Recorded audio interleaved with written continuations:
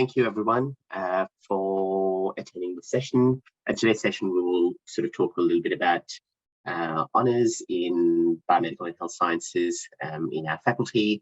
We've got 3 presenters here today. So I'm Neil D'Souza, I'm the Manager of Honours in Graduate Research in the faculty. We also have Associate Professor Chris French, who's the Faculty Honours Director. And we are lucky to have Planning So, who is an honours alumni, who's currently doing the Doctor of Medicine, to talk to us a little bit about the experience in the honours program and sort of the next kind of next opportunity or pathway that they had.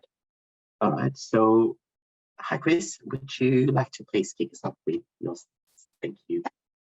Sure. So welcome everybody to this mid-year honours entry presentation. So just today I'll just tell you a bit about honours and about the program itself and about the particular situation in the mid-year's entry stage. So I'd just like to start with acknowledgement of country. We acknowledge that we're on the lands of the Wurundjeri people who have been custodians of this land for thousands of years, and acknowledge and pay our respects to their elders past and present. So just going forward, so big question, what is honours? And I want to convey this to everybody, try to give you a bit of an idea what it's about and get you excited about it so that you'll apply. So in terms of honours, what is it all about? So it's an extra year at the end of your bachelor degree, which combines your undergraduate coursework with research, basically. So you get to pursue research topics and projects that are generally pretty novel. You're not going to get the Nobel Prize most of the time from it, but it'll generally be a novel and interesting topic and that you choose from a very wide range throughout the faculty. Then you'll get to work with people who are experienced and capable in the field, some of whom are internationally recognised, or many of whom. You work on real world sort of cutting edge research. There's also this intrinsic interest. I think a lot of people really like to learn the techniques, and my background is strangely enough biophysics, and I just love patch clamping and doing sort of fancy mathematical simulations. But I know many other people really are big on biochemistry or spectroscopy or clinical types of research. So you get the opportunity to do these really intriguing and exceedingly interesting techniques. And you get to progress the knowledge in your field. So as I said, you're not going to often probably get a paper out of an honours year, but sometimes you do. Whatever you do will often contribute at least to some extent to your laboratory's endeavours in pushing forward the boundaries of biomedical science. And what do you get from it? Well, you get skills which are genuine. Like this year is a pretty intense year. You get a lot of opportunities to communicate things. You get a lot of opportunities to think. I had a student a few years ago who was he had topped his year in medicine several times, in several years in a row, and we were discussing his project. And I remember he topped his whole cohort. And he was giving a talk, and he repeated one thing I told him, and that was that his experiments at some stage weren't going fantastically. In the end, they went very well. But I said to him, the reason you're here is to learn how to think. And he repeated that at the award ceremony, and that is a real thing. That getting your head around complex data, complex literature, and getting your own thoughts about it. That's a really invaluable skill. Other things, you can, for these more mundane sort of things of improving your GPA, etc., you do get some opportunities, obviously, to do that as well. So just going forward, Neil. So in terms of the structure, it's pretty straightforward. Most of the year is research, so it's 75 points.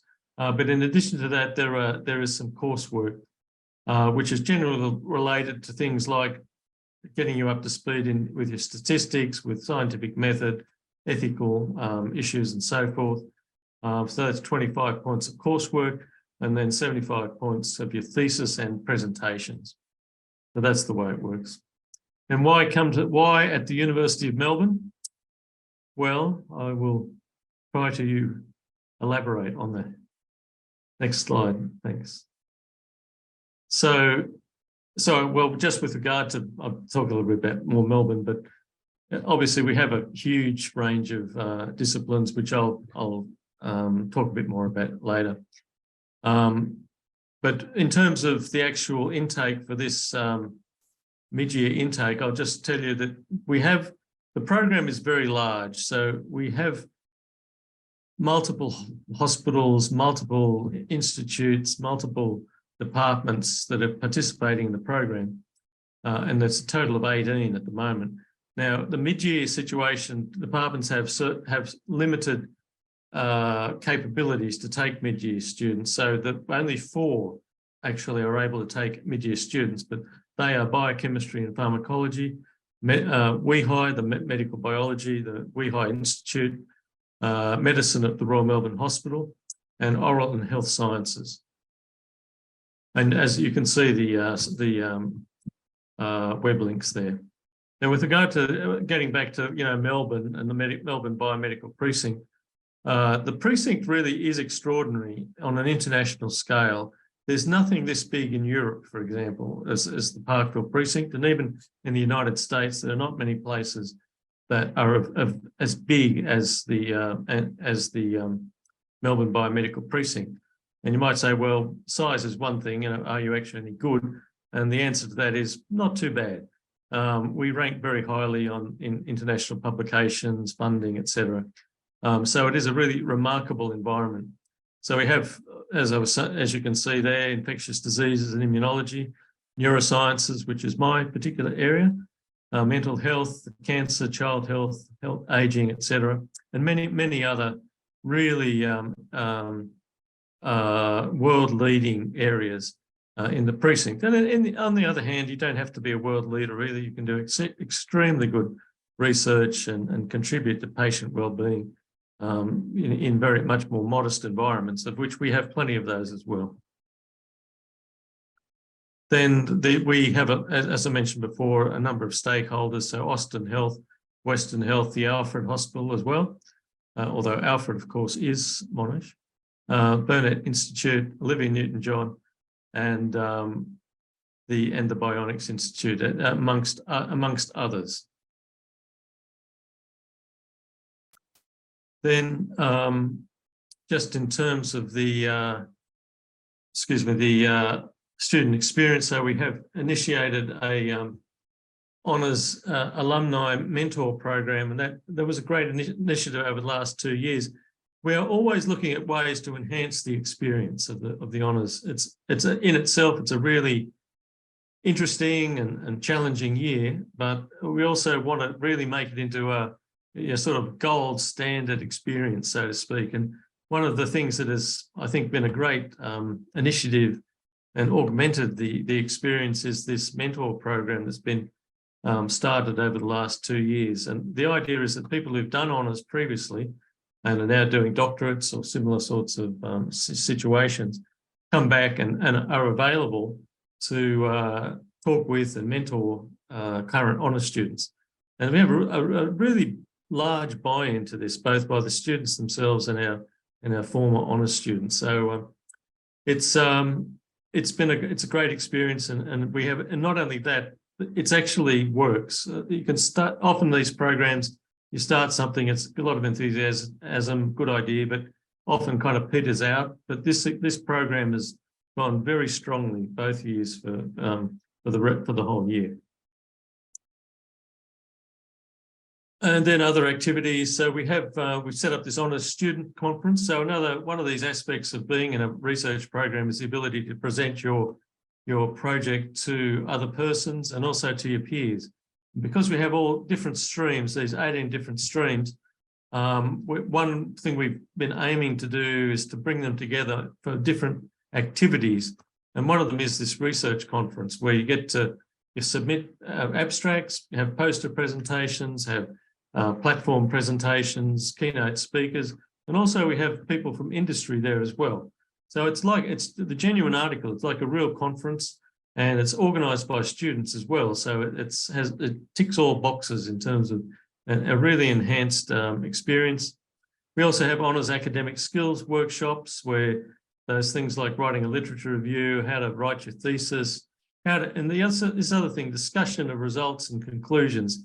What I was talking about before, this idea of critical thinking, analysis, originality, and so forth, these skills that you need for a good thesis, but also no matter what you're doing afterwards, no matter what field you're in, this idea of critical thinking, and it's a very personal reflection, see, it's becoming somewhat rarer, I think, in society at the moment, but I won't go there. So it's a big advantage. Then in addition to that, we have an honours Facebook group where you can share experiences and be updated about the program. Then with regard to the graduate pathways, so the question is, where do people go from the program? And, with a situation like this, you can often sort of talk up the program. It's really good and get all this great experience and do these great research projects, but what does it actually lead to? And the answer is pretty interesting. So about 20% will actually go into PhDs and others will go into medicine, and about 41%, as it says there, go on to other graduate studies at the University of Melbourne. So it's really is a gateway, and I can say from the Faculty of Medicine's point of view, the honours program is a really major artery for our research in the precinct, and that's extremely important. The cohort of honours students is a really valuable group of students for the whole effort of the precinct.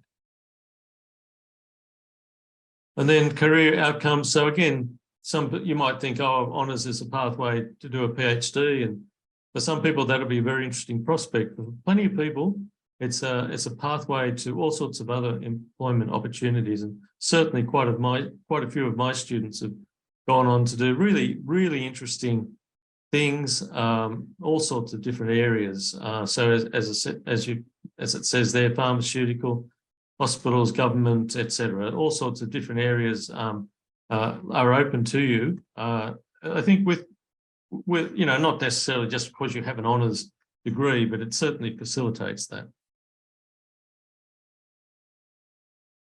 And then the support network. So we have set up the program so that you're not just there with a supervisor in some random place out in the countryside. We hopefully have a really strong network of support, and which has redundancy in it as well. So if one reason or the other doesn't work, we have plenty of other ways to be in contact with you and to help you. So supervisors, first of all, is your first port of call.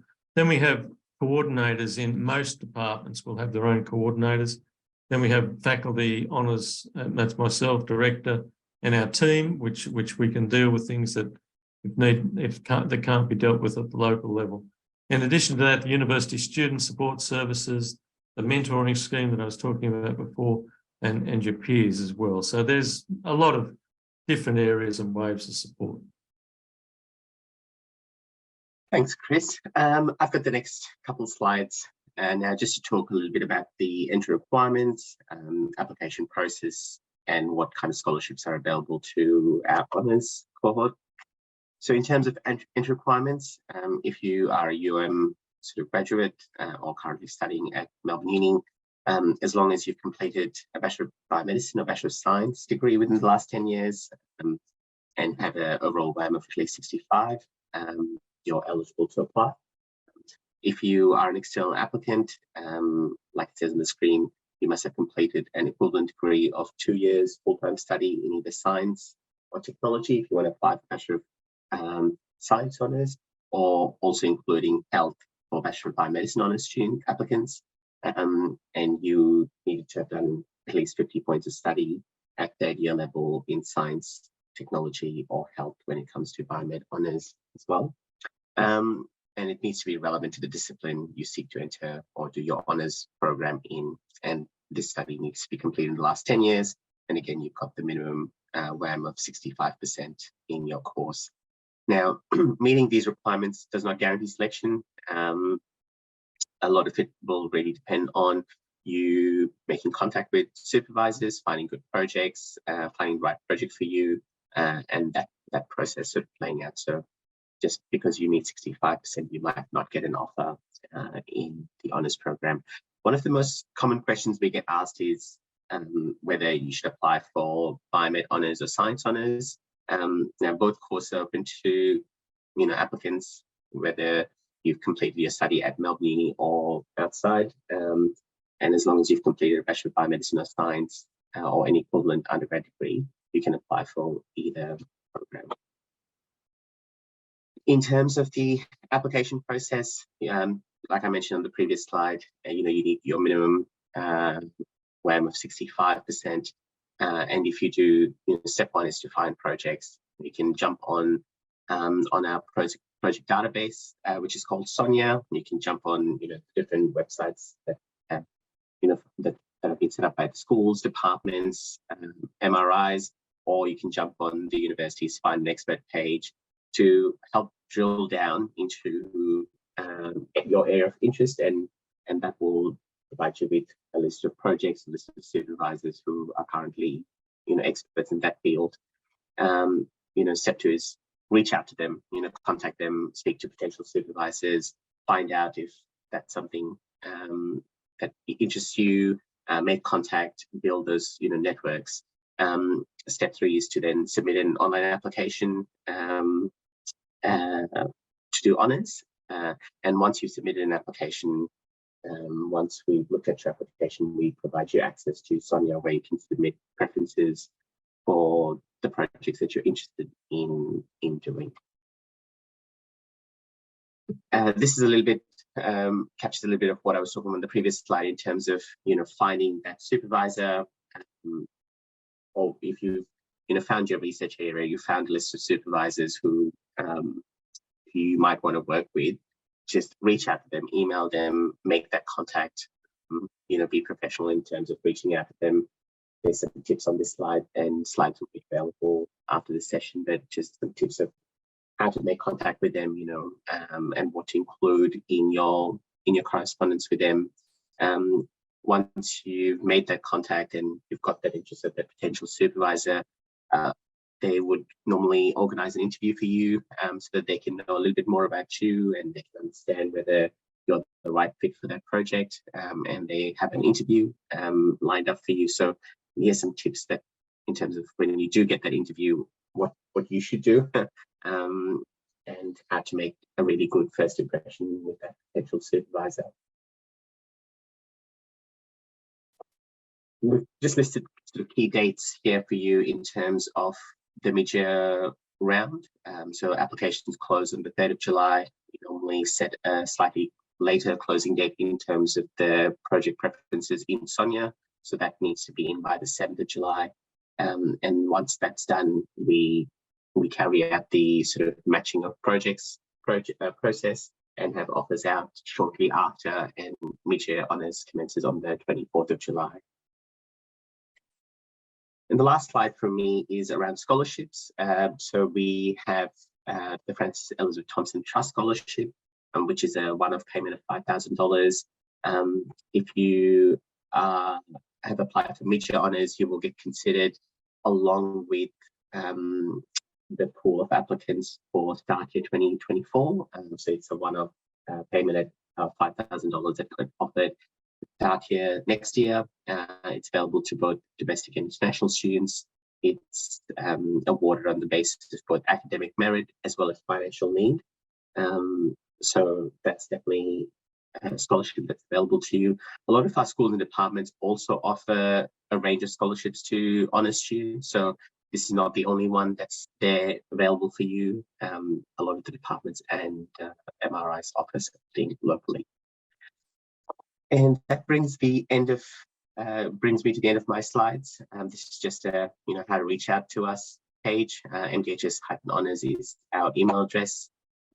I will stop sharing and I will introduce you to Planning, so who will share some slides and talk about the experience. Thanks, Planning.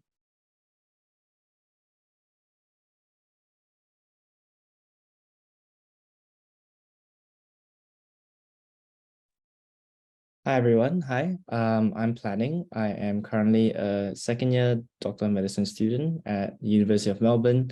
and I completed my honors at the end of 2021. Yeah.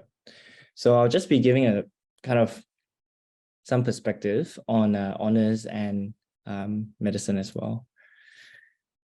Yep. So is this decision to kind of embark on an honors year? I think it's quite a tricky decision.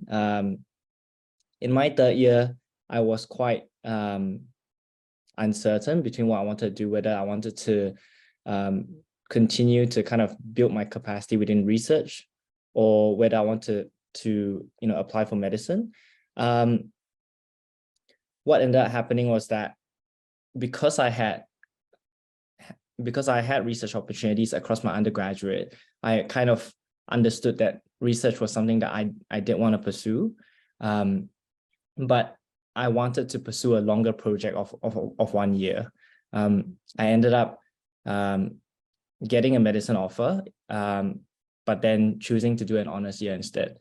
And I think that was really helped me in terms of kind of reflecting on my long-term vision of whether I wanted to be a researcher or not. And that honors year also helped me decide right now what kind of doctor I want to be. Yeah. So with regards to the typical day of an honors student, I think that can really vary depending on whether which department you're from and that kind of relationship you have with your supervisor. But typically involves you managing your own schedule, arranging your own meetings. And I was also typing up agendas for meetings with my supervisors and senior supervisors as well. For me, I did a systematic review, and it was part of a much larger project within my department. And so I had the privilege and opportunity to also work with Indigenous researchers from Western Australia as well. So yes, there's a lot of kind of late emails that were, sent at ungodly hours. There was a lot of kind of looking at the literature and the research in order to get a firm understanding of what the field currently is. And there's also the opportunities to be able to present your work. And so the honors degree allows you to do a final presentation, an oral presentation, as well as a thesis as well. But since then, I've gone on to also present at 1 or 2 Indigenous conferences as well.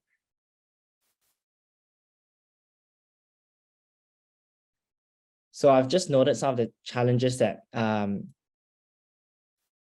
you might face. Firstly, with regards to independence, I think it's a very big step away from the undergraduate degree, where we have very fixed kind of fixed schedules and fixed sessions. This really involves you planning your whole day from kind of a 9 to 5 p.m. If you're working in wet lab, it involves you planning your procedures from a 1 to 2 week timeline at least. With regards to adapting to revised delivery, so I currently still have friends that are doing honors as well, and the delivery style does really differ, whether or not you choose to work on site or off site, and that's definitely something that should be discussed prior to accepting the project. But you can expect that it is a full-time workload. But whether the distribution of time between on-site, off-site, that can also depend on department's restrictions as well. Yeah. That working with our honors peers and whether you're working independently or not, that can also differ. And then, as I've mentioned, that scheduling can also vary as well.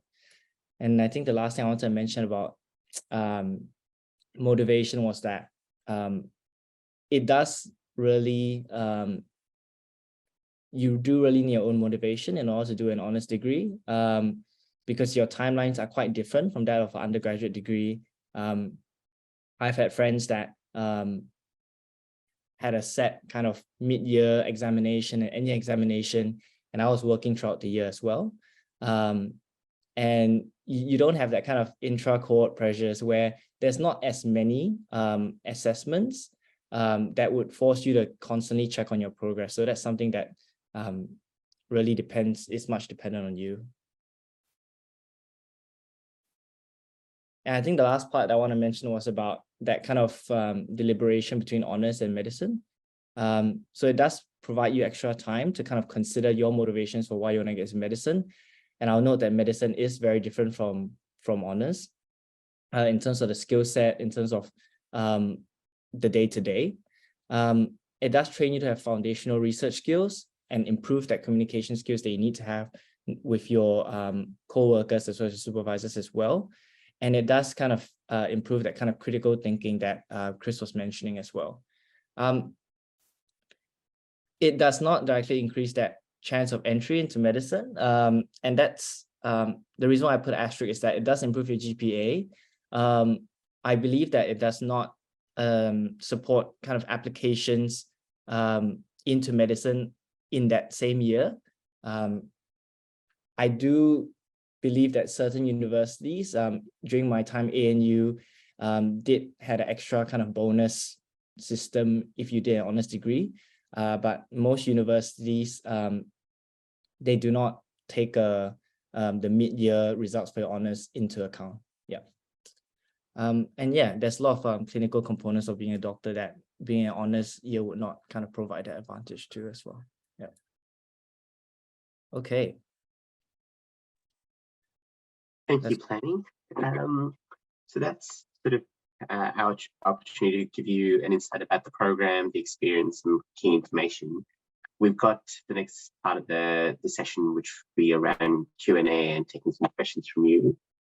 I've got the first question, and the question reads, is it possible to access project outside the 4 streams offered during the mid-year intake? And it's, the questions from an international applicant with regards to visa issues and taking a half year off for start year intake to begin. And the further question is, if it's not possible, would it be possible, would taking an honours program in the Department of Medicine be possible for a neuroscience major? Chris, maybe did you want to talk a little bit about possibility of doing an honours program in Department of Medicine? Funny you should say that, because I'm deputy head of medicine and I run a neuroscience lab. So yes, the answer is yes. So in terms of neuroscience, so I do very basic work in patch clamping, ion channel stuff, but there's a very wide range of neuroscience in medicine, but especially with the neurology department. So in terms of clinic stroke, MS, Parkinson's disease, there's all sorts of areas you'll find projects along that line. So we have a great deal to offer. And even at the Alfred Precinct, strangely enough, there's a neuroscience group there that was previously here, that often takes students from here as well. So that's that side of things. Yeah. And in terms of the first part of the question around projects outside the 4 streams and for start year intake, we're in the process of finalising our timelines for start year intake 2024 at the moment. Once we've kind of finalised our timelines in terms of when the projects will be available, when applications close, and when Sonia preferences close, that will be communicated via our website. There was another question around a webinar for 2024. There will definitely be a similar information session for start year intake 2024 as well, where we'll present similar information with different timelines and the process. Yeah, there'll be both a webinar, but also we'll have the face-to-face event right in Yes. Late August, is it not? Late August, early September, yeah. And then each department will have almost all departments will have an individual promotion session as well after that, between, I suppose, September, October. So there'll be plenty of opportunities to catch up with people and meet them. Thank you. The next question we have is, Planning, you mentioned a little bit about the honours program does not get you in directly to medicine, however, it can improve your GPA. Would you suggest honours as a great alternative pathway into medicine if the undergrad GPA is not high enough to be offered a spot for the MD? I would agree 100% that yes, it's a great alternative path that planning, which is anything you wanted to add, or Chris? Yeah, I mean, that's definitely an option. And I definitely have friends who have gone on to an honors to improve their GPA. I think you just have to note that you're not able to apply to medicine in the year that you're doing honors. And of course, like the GPA calculation, there is a specific formulation based on like the past years. And so try and get that sorted before considering that sport in medicine. Yeah, the advantage of doing mid-year honors, and planning is right 100%. The advantage of doing mid-year honors is if you've done mid-year honors and you're commencing in mid-year 2023, you graduate mid-year 2024, because at that point, when you're applying for the Doctor of Medicine, for example, you have completed your honors program, your GPA will be taken into account because at the point of GPA calculation, you have completed your honors program. So that's one of the advantages of doing mid-year honors, is at the point of applying for the Doctor of Medicine or any of the big 4 programs, you would have completed your honors, and your GPA will be taken into account.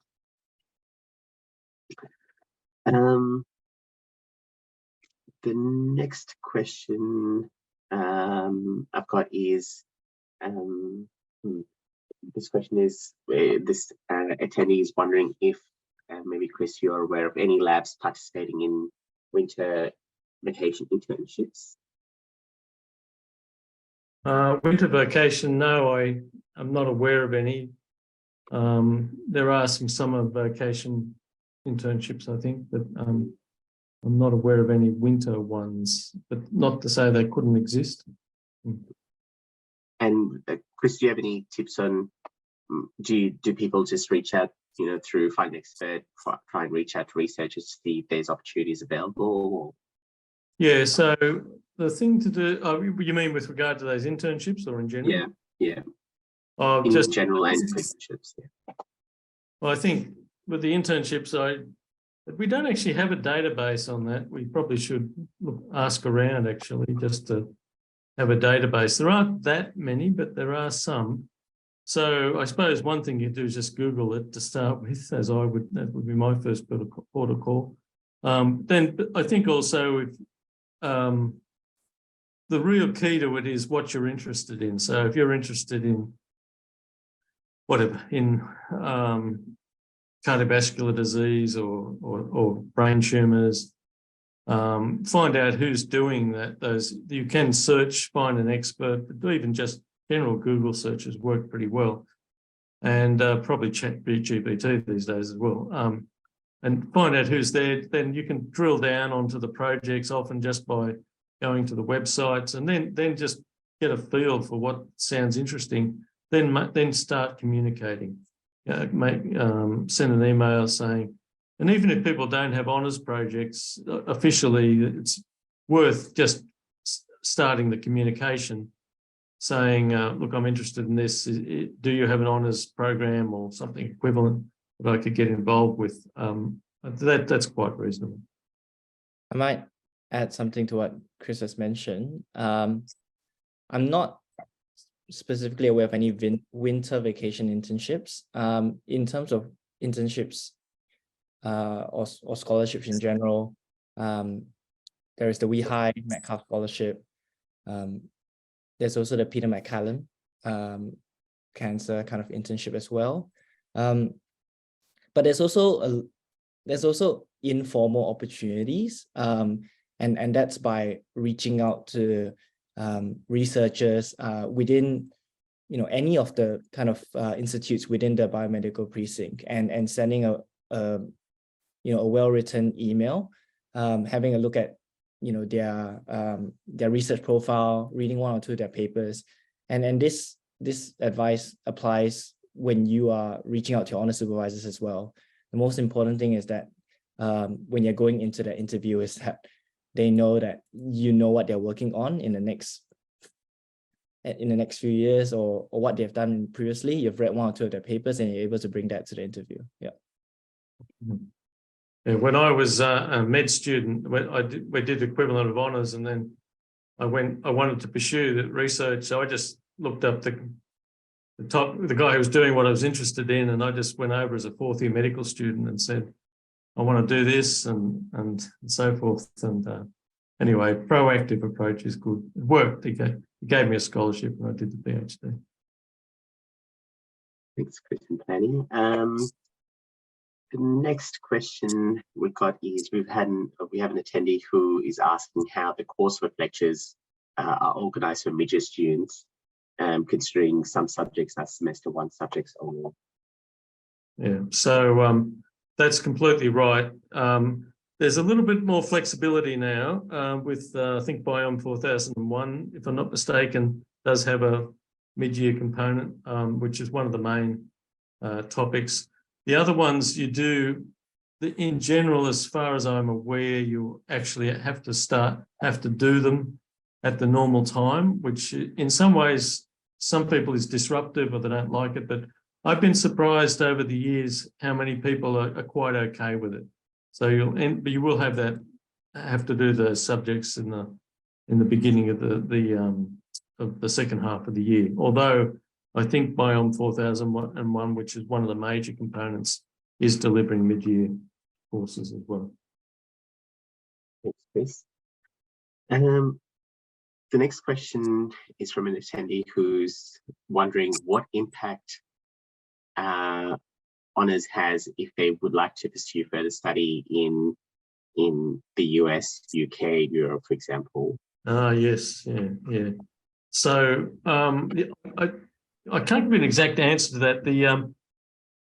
The conventional thought is that in overseas, most other overseas countries, the honours is not recognised. Now, I don't think that's completely true because they actually do have equivalent courses in the UK and the United States. I have actually checked into this. So having said that, so you should look into that. If you're thinking of going to the States or somewhere and get a feel for whether it will count or not, because individual institutions and places will have probably slightly different approaches. But I think I wouldn't worry too much about it. Like our people have done honours. The fact of the matter is it's a very substantial education experience, and you'll end up with certain grades that anyone on the other side of the table in the United States or England or whatever sees that will go, okay, well, you perform well. It's not something that we have here as a routine thing, but you've obviously done this project, you've performed well, etc. So I wouldn't, I'd say there might be some downsides in terms of official recognition, but in terms of any normal application process, I think it would be well considered. Thanks, Chris. So this next question I might take on. The question is, if an honours WAM would not be considered in med school applications unless the degree has been completed, does this mean that the WAM for an honours year is not calculated every semester, but only at the end of the year instead? So the way WAM for honours year is calculated, the subjects that have been completed contribute to the WAM. The way the honours year is structured, you do 25 points of coursework subjects, and 75 points of research. The mark for your research thesis is only available when you complete your thesis subject, which is normally in the second semester of your honours year. So that's the major component that contributes to your honours WAM. So the honours WAM is calculated as and when the results are available, but obviously the major chunk of the results is available at the end of the honours program. But like I mentioned before, if you're applying for mid-year honours for 2023, you complete mid-year 2024. And when you are applying for any of the sort of MD, DDS, DBT, OD programs for commencement in 2025, those results are available and will contribute towards the GPA. And the final question that we've currently got is the attendees asking, in terms of grades, how much should third-year undergrad students in biomedicine aim for? I know it is 65% and above for eligibility to apply. However, surely supervisors are looking for slightly better grades. Yes, I suppose. Depends obviously you should do as well as you possibly can. I think that's probably the answer.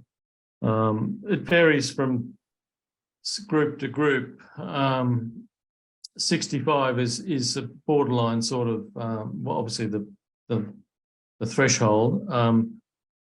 But it depends an awful lot on the project in my experience. So I think there's groups where sort of lower WAMs are just fine. But there are groups I know of where they have, say, very complex projects where they will prefer a higher WAM. So all I'd say is that do your best to optimize your WAM, basically. I myself did not have the world's best WAM when I went through, honestly, but so in the end, I think your natural capabilities and so forth are the most important.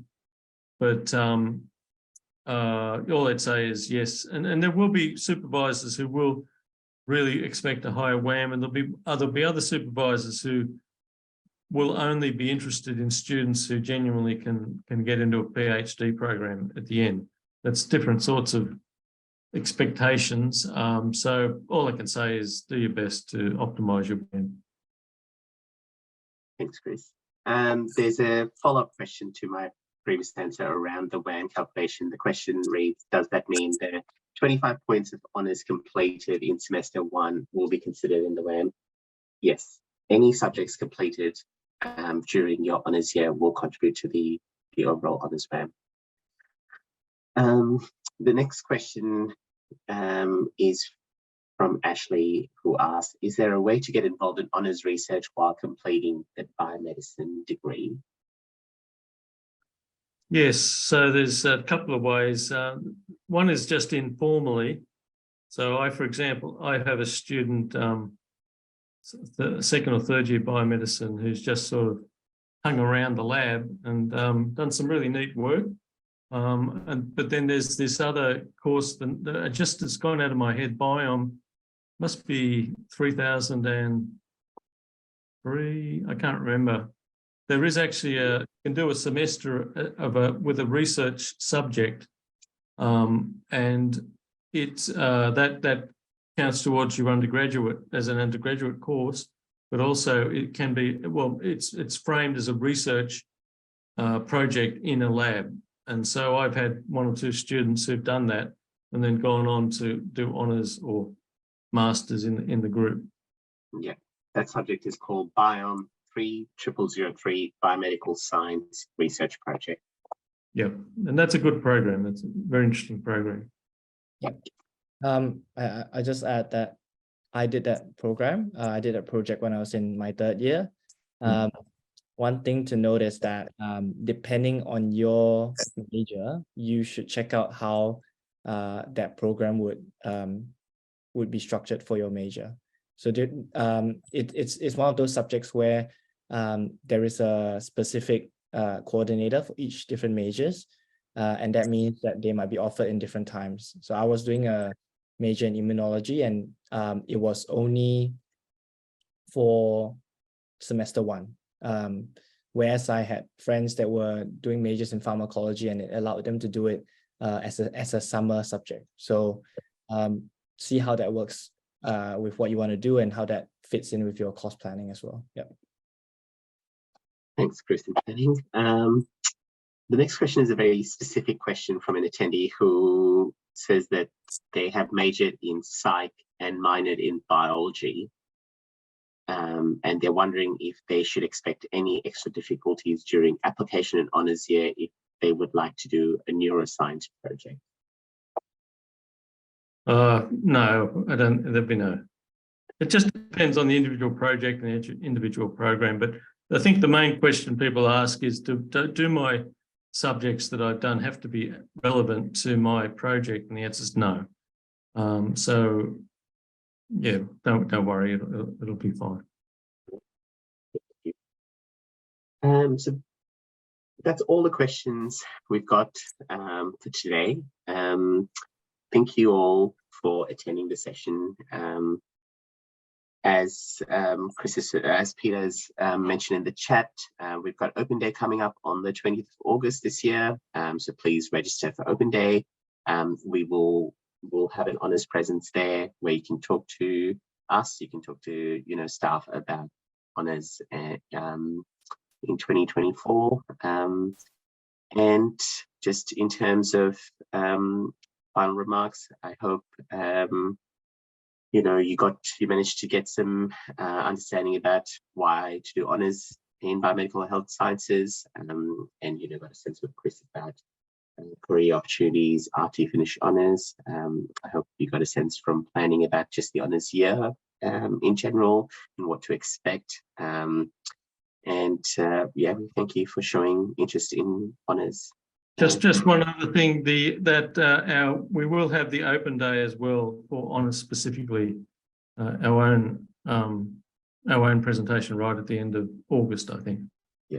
Yeah, so just keep an eye out for details. We will be doing a specific honours session where you can meet academics from different areas to learn more about the different disciplines and what the different streams offer. So just keep an eye out on that website if you're looking to start your honours in 2024.